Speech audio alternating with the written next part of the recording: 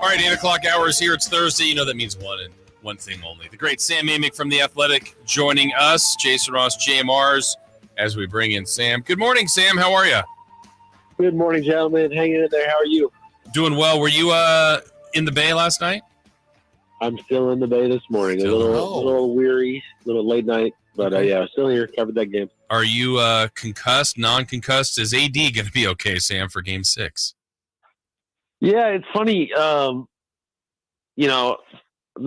Kings fans know from that last series, there's nothing like a good old-fashioned kind of health situation where there's different interpretations. I think he'll be fine, but anytime we're talking about wheelchairs, I wrote about it, and then I actually just peeked at the comments to my story, and it never ceases to amaze me. I saw the video. I thought he got popped pretty good, and I didn't really know how he was feeling. And then I read the comments, and it's as if he made up the entire thing. So who knows? We shall see. Sam Amick joining us this morning. Sam, I want to go to the East Coast real quick. Sixers, Celtics, obviously Celtics on the brink. There's been speculation off season about, is this Jaylen Brown's last year? Or if they lose this series, are there other tweaks that they can make and still have that Tatum Brown core moving forward? Where do you kind of land on that, especially when it comes to Jaylen Brown, if the Celtics were to lose Game 6 in Philly? It'll be all eyes on the Celtics front office, first of all, with Brad Stevens leading the way. Jaylen getting on the All-NBA team means that he's eligible for that Supermax extension.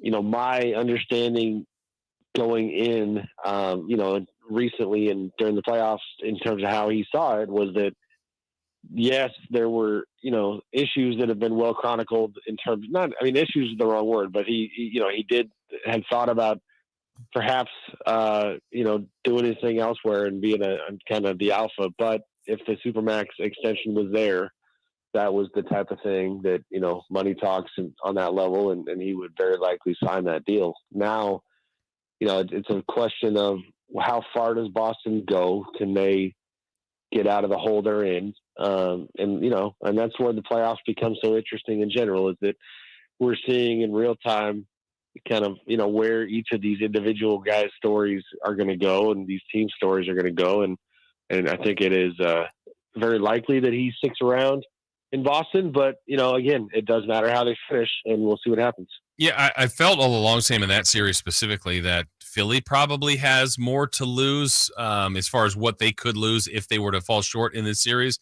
I'm not sure that's true, but kind of who does have, in your opinion, more to lose from this series, Boston or Philly?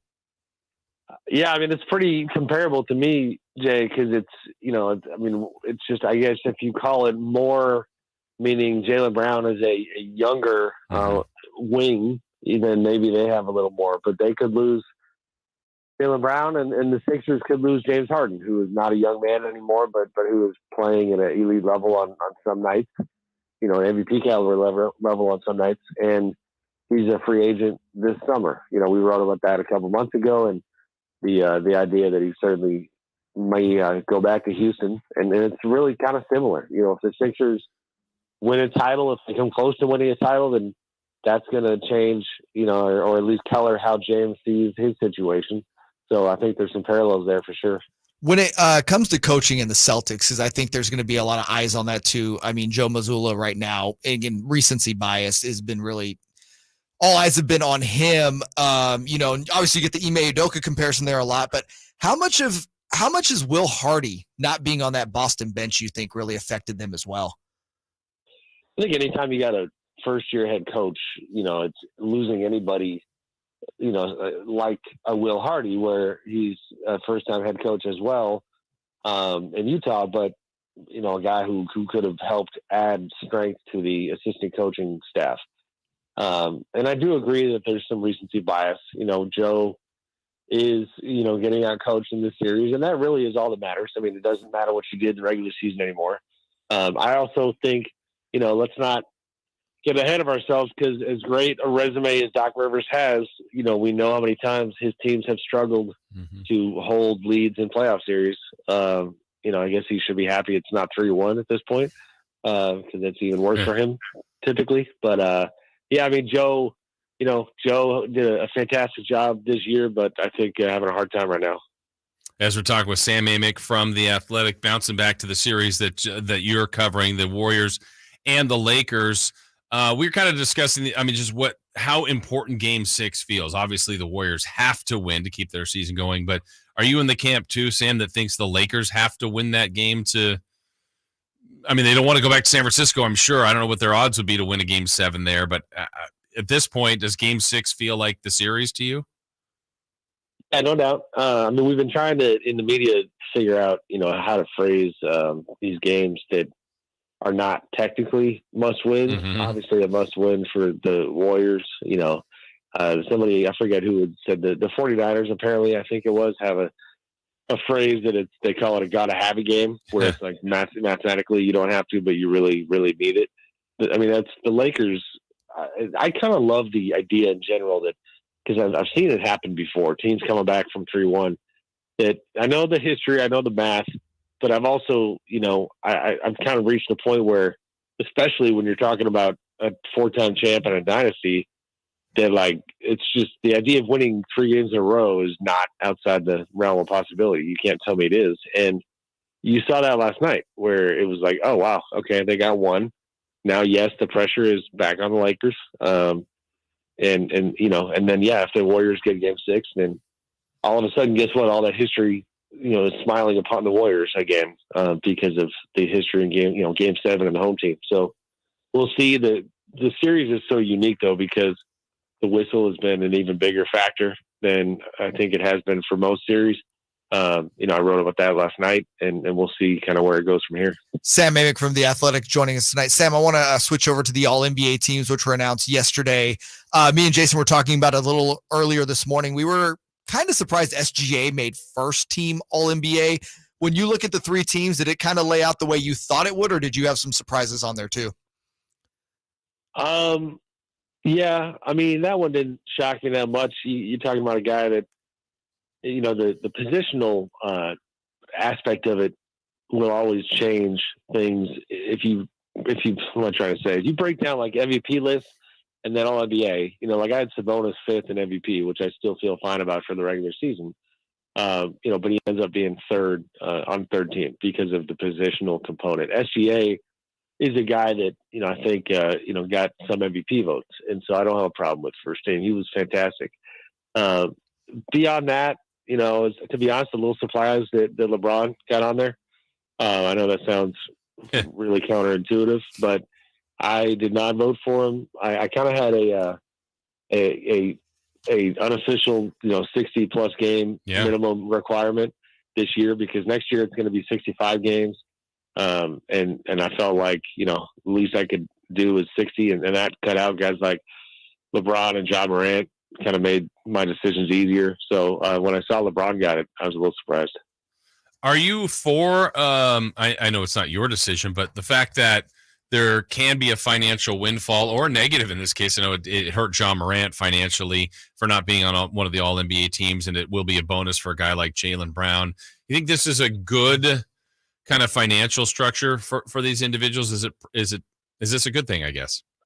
No, I don't like it at all. I don't feel strongly enough about it to stop voting. But I would prefer that we in the media did not play the part that we play in their contracts. And in fact, kind of as a writing body, we've formally communicated to the players union somewhat recently that, just for the record, we didn't ever really sign off on this. That they changed the CBA. Nobody asked our opinion.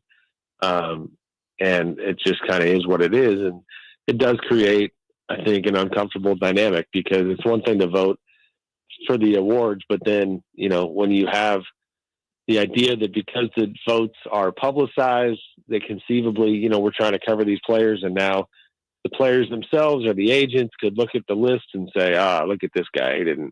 He took money out of your pocket. Like that's kind of has an impact potentially in our field. I wish it wasn't the case for sure. Sam, I want to get a Kings question in here before we let you go.